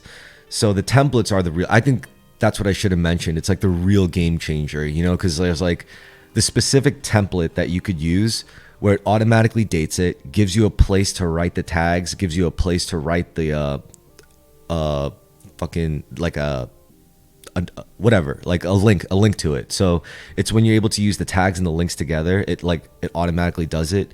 So yeah, the templates are the way to do it, and you get like the hotkeys. So that makes sense. Templates are the way to go. I'll link you to the Zettelkasten tutorial. Even the comments say it's like, I've looked at so many tutorials. This is by far the simplest, easiest to follow, and I'm like, yeah, it is. Mm-hmm. Yeah, link me that. Yeah, but also like I don't like to go too hard into note taking because a lot of people said like, yo, it could end up becoming like a creative cope hole in itself, like a block, because you get so obsessed with like how you organize your little fucking second brain, which is absolutely true. So that's why I went for like the simplest fucking straightforward system I could find. Yeah. I have 1, 2, 3, 4, 5, 6, 7 sticky notes on my desk right now. Yeah, it's I mean, it's good that you write them down. Like there's a really good quote. I don't remember something if I don't write it down. It's gone. Yeah, there's a good there's a good quote. It says the mind is for having ideas, not for holding them. That's nice. Yeah, true. That's deep. That's a deep one, guys. I just find it comforting. Like, thanks. I feel seen. I find like with music and things like that, you know, I can write stuff down and that'll sometimes help once I feel myself doing it. But it's like having the fact that I have a totem that I can touch. Like I can, you know, I've hummed things into a voice recorder, and then just from like the little thing that I hummed off key, I can remember the rhythm and the chords that I was imagining for it. It's just because I took the time to record something that, you know, the little box or whatever in the brain where that's stored can come back. Yeah. But if you don't have the totem, good luck. I mean, you could try and it sometimes may pull it off or probably do something a little different. Yeah. But, yeah, it's just like, you know, hence the always record and always take notes within reason. I think notes are essential if you're creating anything with like a narrative, because you know it's like you said, like I totally empathize as a musician, where if you just pick up your guitar and you're in that mode, it's like you're just jamming out and you're making it, you're creating the shit right there. Yeah. But if you're gonna make something with a narrative, like any kind, like if you're writing a song with lyrics, or if you're making content, making something that tells a story, then you need to write shit down. It's at first, you know, I really underestimated how important writing was, that, you know, spans across all creative, you know, passions and disciplines. Like you really do have to be a writer for like 99% of it. Like everything starts out as writing first. And I didn't realize it until I actually started just writing for myself in a journal, and I was like, wow, this really does change everything. Because when I'm not writing in a journal, then I'm basically going throughout my entire day without self-reflecting first, without, like, I'm basically flying blind, you know, like emotionally, mentally, physically. So, you know, that kind of told me how important it was. Like if you're doing like YouTube videos or something, you got to write shit down, man. Like you can't just like, these days also there's so little time to just stop everything you're doing and just sort of, you know, sit in a dimly lit room and take stock. That's something that basically everyone did all the time up until like 100 years ago. And I think it shows. Like, I think that a lot of people are missing that time, meditation time. And you can still do that, but I think in this day and age, it helps to supplement your brain a little bit. Oh, hell, force yourself to take stock. Yeah. So journaling, that's my solution. You know, that's what I. I'll have to try it sometime. I've started like multiple times, and then like one thing happens, or I get a new job, or I have some responsibility, or I get pissed off about something. Then that journal I find 7 years later. Oh yeah, there's entry 1. The way I journal, like I do use a format. So this is what I tell people, like if you don't know what to put down. So I do all my journal entries into 4 parts. The first part is what's going on, like what's new, what's happening, like news. The second part is how I'm feeling, like physically in the body. The third part is my thoughts, like my mentality, what I'm thinking. And the last part is how I'm feeling emotionally, like what's going on with my emotions. Am I feeling pissed off? Am I feeling happy? Whatever. So, nice. So that's just what I do every day, and it covers all the basics, you know, to me, like mind, body, soul, and it covers what's going on. So once you just finish writing it for the day and you just read it over quickly, and you're like, all right, that's what's going on with me, and then you just do the rest of your shit. It really helps a lot, and I almost think it's like dangerous not to, you know, live your like do that every day. It's like it's almost fucked up. I'm like, how did I survive without doing this? Like, because I would be scared of myself if I had to like just live day to day like blind like that. I would be like, what the fuck. I could see why, like, people who do journal, it's like, dude, it's like I can't take you seriously if you don't self-reflect. Like, I'm not like that, you know. I'm like whatever, but I do see like a huge difference as to like how I approach shit now, like just after doing something like that as a practice. Yeah, totally. dude. Pretty crazy. And you know, like, this is why it's worthwhile. Yeah, and I have to give it another shot. Yeah, I think it's really valuable. It just gives people a simple format, 4 parts: what's going on, how you feeling physically, what's going on mentally, and what's going on emotionally. And yeah, then you covered all your basics. That's good. Hell yeah. And it takes up like 1 page, you know. Sometimes it'll be like half a page. I'll be like, well, this and that, done, you know. Sometimes, well, it also makes it unavoidable. It would make it unavoidable for you to confront the fact, like if you're in a rut, you're doing the same thing over and over again and not feeling good about it. You notice that by day 3. Yeah. Like, all right, what's going on here? What can I do about this? Another thing the brain is, turning. You even realize that you've been thinking about certain people like really consistently every day without even realizing it. Like, I'll like be like days in, and then like I'll go back and I'll be like, shit, this person's been on my mind apparently for like the past 15 days. What's up with that? So yeah, it really tells you stuff about yourself that you didn't really necessarily consider or are conscious of until you actually write it down. Sure. It's crazy. Yeah, no, the brain is as far from being a perfect memory storage container. It's not really a computer. It also, I don't know, I think that it might, what you're describing also might make it more difficult to sort of like, you know how people rationalize things after the fact? Yeah. They go like, oh, well, I did it because of this feeling that I have now, and that's how I felt back then. You probably didn't feel like you feel right now 10 years ago. Almost zero chance of that being the case. Yeah, I Doctor Who'd myself out of that self. Right. Pretty much. Yeah, it's not to say you're not the same person, but you know. But I mean, this could be changes. Like, yeah, there's the wacky shit. Like, you could say like, oh, what you're doing is you changed your frequency to match a different timeline version of yourself. That you could have been like this, you could have been like this, you could have been like this, but you just decided to change your patterns, like how you do things, how you show up in the world, what you eat every day, what time you go to sleep. You altered that frequency to become this version of yourself after a 10-year span, maybe without even realizing it. And I think it's a lot more powerful when people are conscious of like their shit, you know, their thoughts, feelings, and actions, and then what they turn into as a result of those things. And if everyone was like that, then that would probably be like a whole different planet, you know, like it would probably turn into a much better world, like probably. I think you're right about that. Yeah. I think every day I get more and more similar to the person I was when I was 12, but like just knowing more stuff and interesting. I think speaking less loudly. Yeah, that's probably a good thing. I don't think that sounds bad at all. You know, like I think if everyone had that kind of you know, innocence, you could say, whatever. It's like, what, like, do we really care about being millionaires, guys? Do we really care about like fucking having sports cars? And do we really want to own property and a big house and all that shit? I mean, they're nice things, don't get me wrong, but I can't take that with me after I die. You know, like, I want to farm. I want to farm because I'm misanthropic.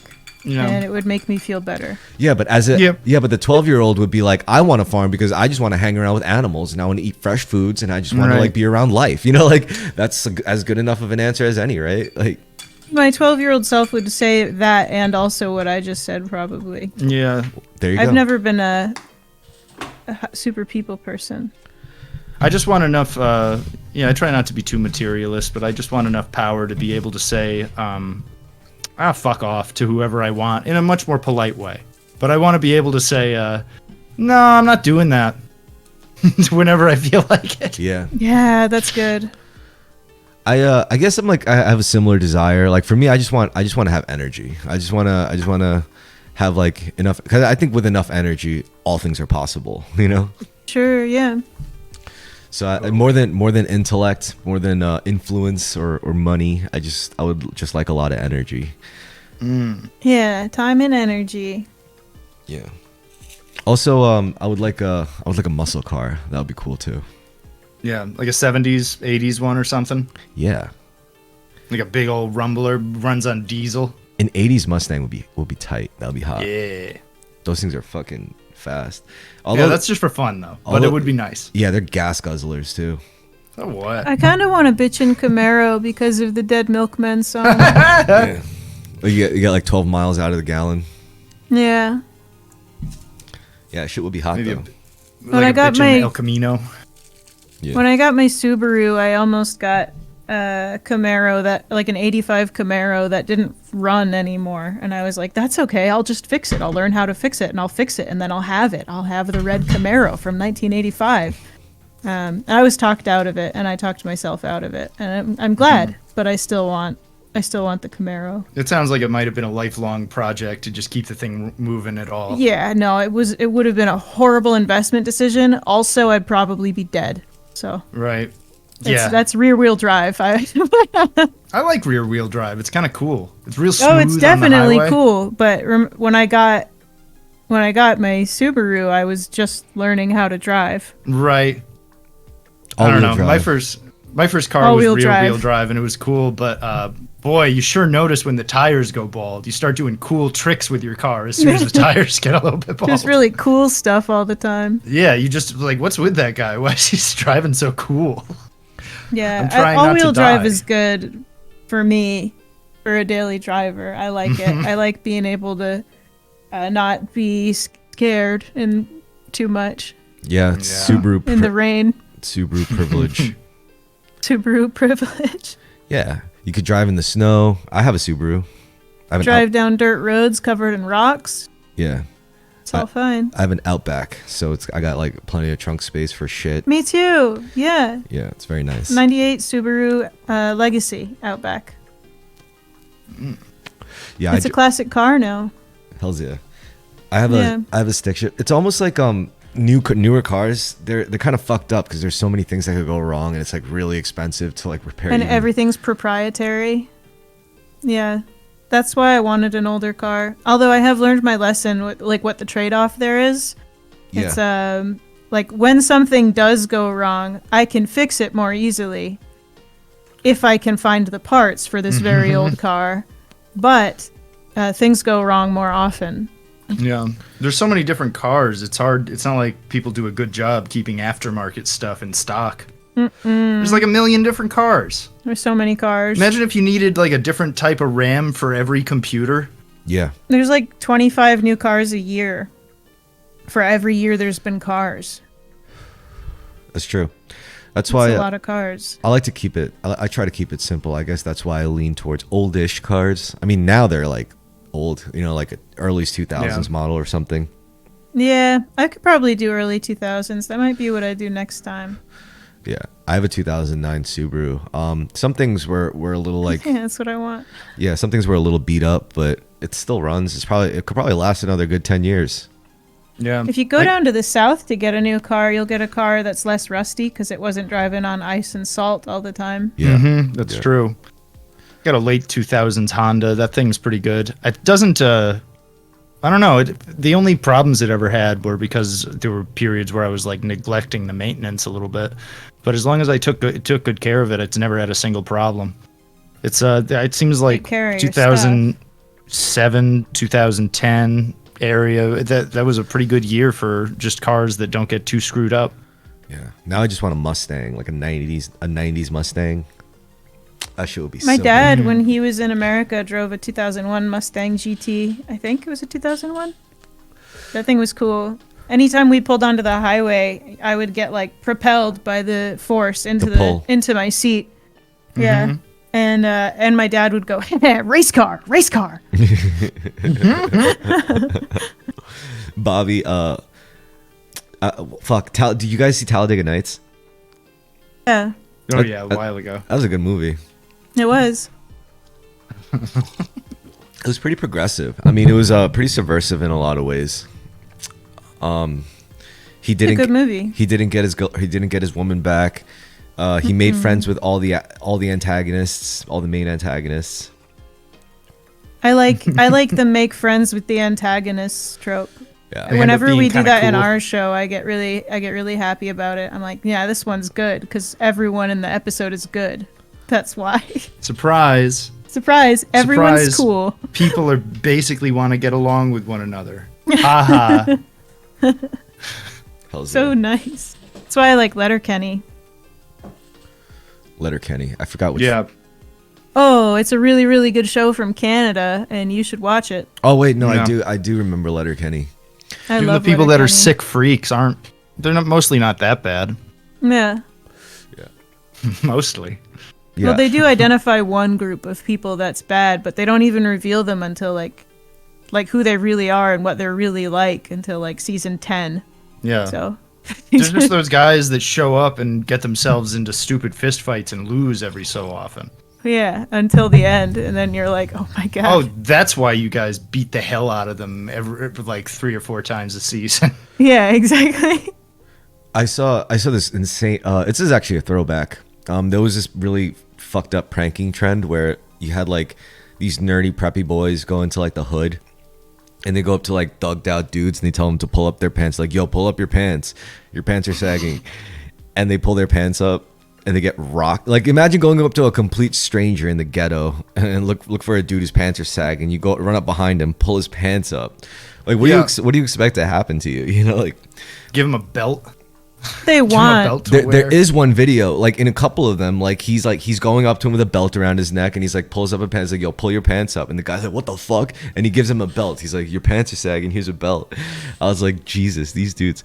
Yo, at the end of one of them, like he's like, yo, pull your pants up, and like a Glock just drops out of his fucking pants, and he's like running, he's like starting to run away. I was like, yo, these guys are crazy. I'd be mad if someone made me drop my Glock on the ground. You got it all dirty, fella. Yeah. It's like, imagine that's how you're responding. Like, they expect you to just pick it up and shoot them, but say, oh, now you got my gun all dirty. Like, hey man, what the heck? Hey, this is a ghost gun. I need to keep it concealed, dude. Come on. Yeah. Is there a lot of crime in Tennessee?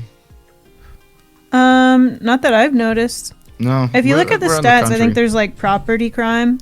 Nashville's pretty bad.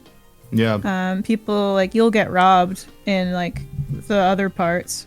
Yeah, I've never once felt like I was in any kind of real physical danger from anybody other than maybe some trucks in danger of rear-ending me because they're going too fast. Running you off the road, yeah. Yeah. The traffic can be pretty crazy. But I never experienced I was never spooked by any individual. I never felt threatened. There is like in the northern parts of Tennessee, it's like sex trafficking central. And we're Whoa. So, yeah. So I It's don't one of go the out central. alone at night. Oh. Yeah. There's no like crazy bootleggers. I wish. Nah, I never met them. I'm if sure there they're are out there crazy somewhere. bootleggers, I'm sure they're way nicer than most other people. I know one guy Sure. who lives out in the mountains around probably where a bunch of crazy bootleggers are, and he's awesome. Who do they sell Lucas to? knows him too. Who do they sell to? Say again? Who would they They're sell friends, probably. Oh.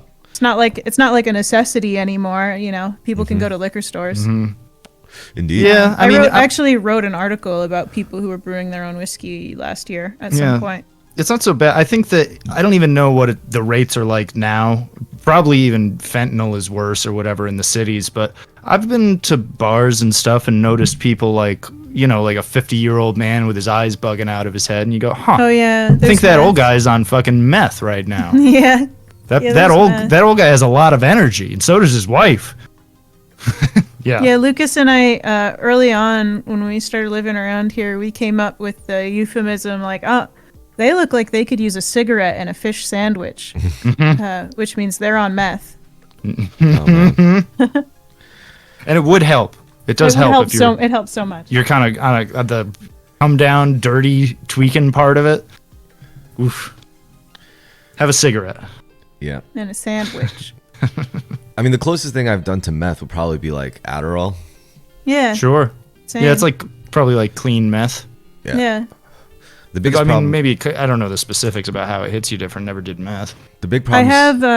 I have sat with and cared for two of my favorite people who I love while they got off meth that they took one time. They never one time. Yeah, and both Damn. of them said the same thing to me, which is like this drug is like sentient. It's like a demon.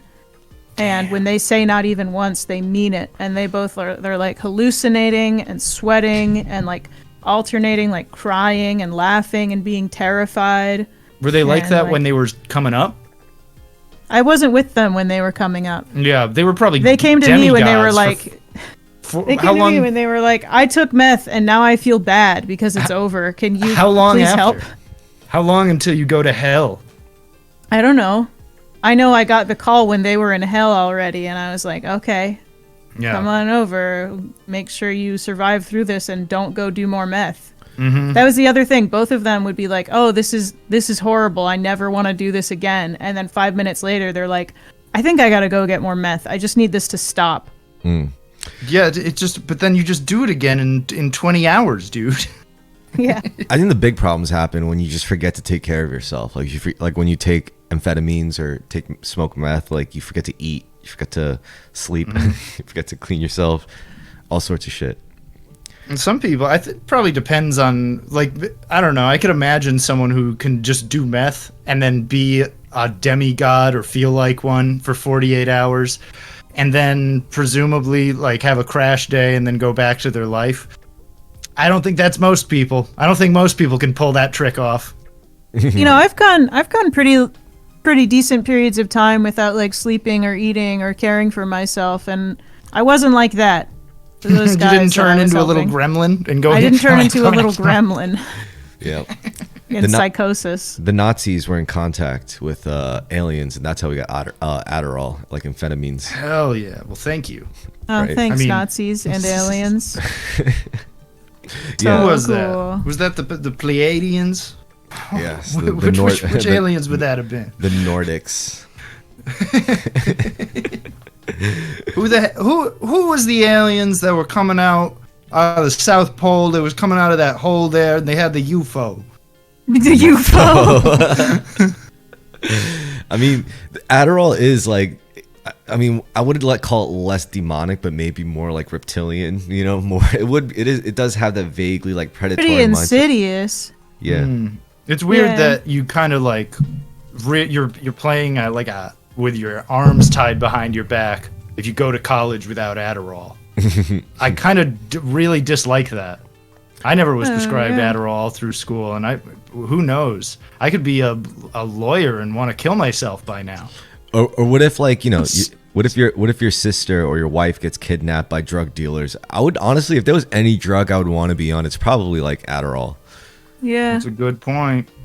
I mean, the problem with Adderall is just they're putting like kids on it, and then the kids can never get off it, and they never figure out how to eat 3 meals a day because they've been on Adderall since they were 10. Right. You give me Adderall, and I get kind of weird and speedy, but also very competent at certain mental tasks. Yeah. Yeah. But you know, if you just need it to wake up, it's a little bit of a different vibe. Yeah, it's not like you might as well just splash some cold water on your face there, bud. I don't know if it's true or not, but I like towards the end when fucking everything was going wrong in his life and Hitler was getting real loopy. I could be a rumor, but like he would have a doctor come into his room while he was resting and inject him while he was sleeping with a little dose of Adderall just to get him started so he could get up and get his clothes on and meet with people. Hells yeah. Yeah, that'll kill you. Yeah. It's kind of that'll make you give a dog a cyanide capsule is what that'll do. It'll get you all kinds of weird. It's definitely a tool, but it's like black magic, because what instances would you need that kind of tool? It's like a very, very, very rare instance, and you're not going to be doing borrowing anything. Yeah, I think if you use it like especially recreationally, or you know, in sort of acute way, you're borrowing against the future. Yeah, you're borrowing from the future for now. Yeah. I'm gonna have double Lucas right now because I need double right now, and it's bad right now. Yeah, I think that's how a lot of things are. Like a lot of our like modern comforts, like all drugs, including coffee, you're all borrowing from the future. Yeah, I'm wearing makeup right now, and I only wear makeup when I'm unhealthy because I use it to disguise the fact that like I haven't been sleeping enough, or I'm low on iron right now, or something like that. I don't bother. A big one is antibiotics. Antibiotics, yeah, those are totally borrowing from the future. Although they're super necessary. I think everything else I just said is not necessary. I mean, the idea is it's necessary insofar as we agree that humans surviving and expanding and multiplying is a good thing, because that's what antibiotics ultimately helped us do, is for us to not die so that more of us could keep reproducing. But you could also argue that also caused a lot of problems too. Oh yeah, you know, that's fair. Yeah, but the trade-off is worth it, I guess. It's all about who gets them, I guess. I don't know. You could do a lot of harm by preventing infection for an absolute monster in a wound on his foot or whatever. You could do a lot of harm. I try to get away from the like humans are a virus mentality, because I'm very susceptible to it if I'm in a bad mood.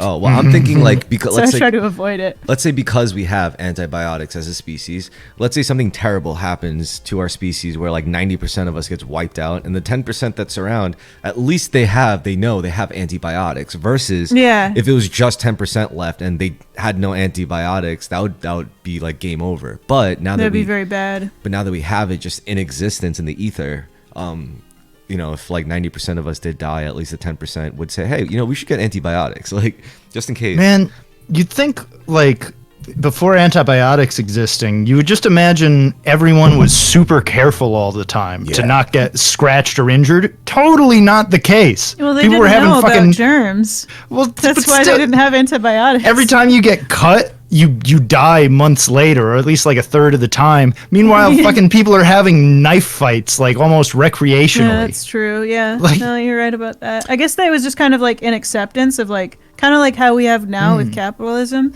It was kind of just like, oh, that's the way things are. We just get cut and die. What'll happen if you get infected? Well, I'll die then, I guess, if it doesn't work out for me. I wasn't supposed to live from my knife fighting. Yeah.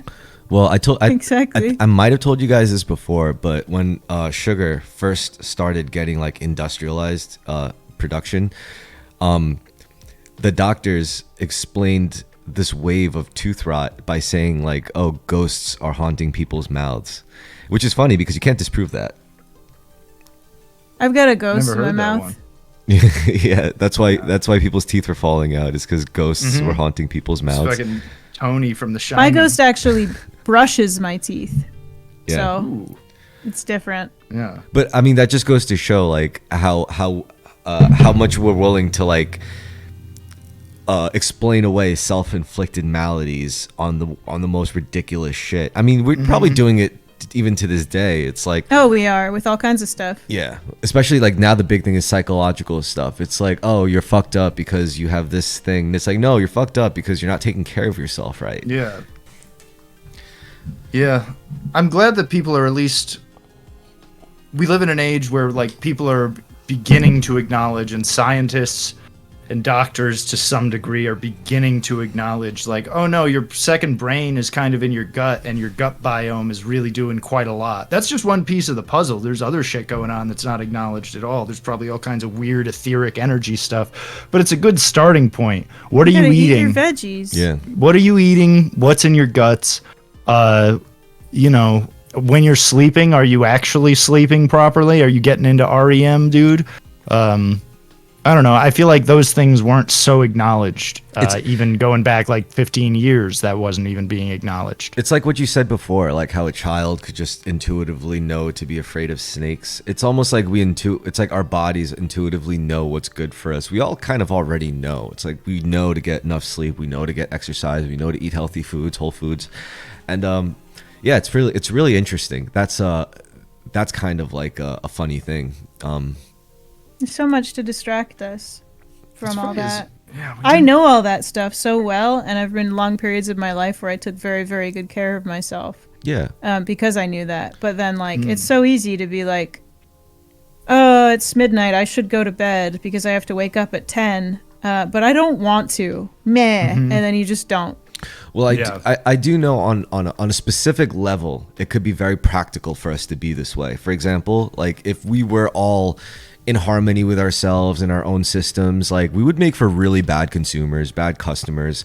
Because like a good customer is someone who's constantly like anxious, who's constantly insecure with a scarcity mindset.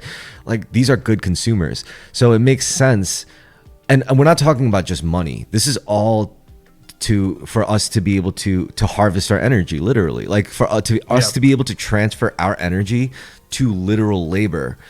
And this is all done by hacking our desires, by hacking our wants. And they make us want specific things, like, oh, there's not enough of this, so you better work to get more of this, otherwise you're going to be without, and then you're going to die. Like it's it's inconvenient if there's a lot of people who can go, no, I'm not going to do that. The more people that can do that, the lots of really malicious machinery can't function forward. Like suddenly Whole Foods is out of business or some shit. Like I don't know, like something like I don't know, like Walmart. Lockheed Martin. I'm not going to war. Fuck off. Yeah. I don't have. Why not? I don't want to do that. I'm gonna do yoga instead, man. No, I'm gonna go fucking collect walnuts or whatever the hell. I've been a lot of people say that we're all gonna run out of food very soon for like 10 years. Everyone's been like, we're running out of food, guys. No, it's ridiculous. We grow it. Not only, you know why we'll never run out of food? And it reproduces. It's because around the 20s or 30s, we literally beat mass starvation in this country by learning how to artificially fertilize soil with military weapons technology. We learned how to like inject nitrogen into soil to artificially which is definitely not good in the long run, but in the moment it was like a miracle solution. You know, imagine like taking any plot of land without having to wait for it to like go through the natural fertilizing cycle. They just fucking grapefruits as big as your head. Seriously, you're gonna love it. Yeah. They built like 10x grain yields. It was insane. And obviously it all tastes like shit, but it is big food. I mean, that's what we have now. Like now we're all paying for it. That's probably why we have like mass like levels of obesity in this country, because the people, like the large people, the people who actually run the large people, the people who run our food industry and our agriculture, like they're too big to fail pretty much, and their biggest concern is producing more and selling more. So their only concern is to keep us eating. And this is because of our quote unquote miracle solution way back when like people were starving. So they're like, shit, we have to figure out a way to stop this. And now, now it's like, so I just don't think that we're running out of food. I don't think that's possible at this point. No, me either. A lot of people would have to stop doing things. I haven't eaten. I just realized I haven't eaten in like 6 hours, and I needed to. Yeah, we could wrap this up, but yeah, it was once again good talking to you guys. For sure. Yeah, it's always nice and good. Absolutely. Yeah, I love this one. I love this one. Cool. We'll do it. We'll do it again soon. Ma. Yeah. All right. Look forward to it, man. All right. Cool beans. Thanks, guys. I love you guys. I'll talk to you soon. I love you. Stay safe. Love you too, man. Bye. Bye.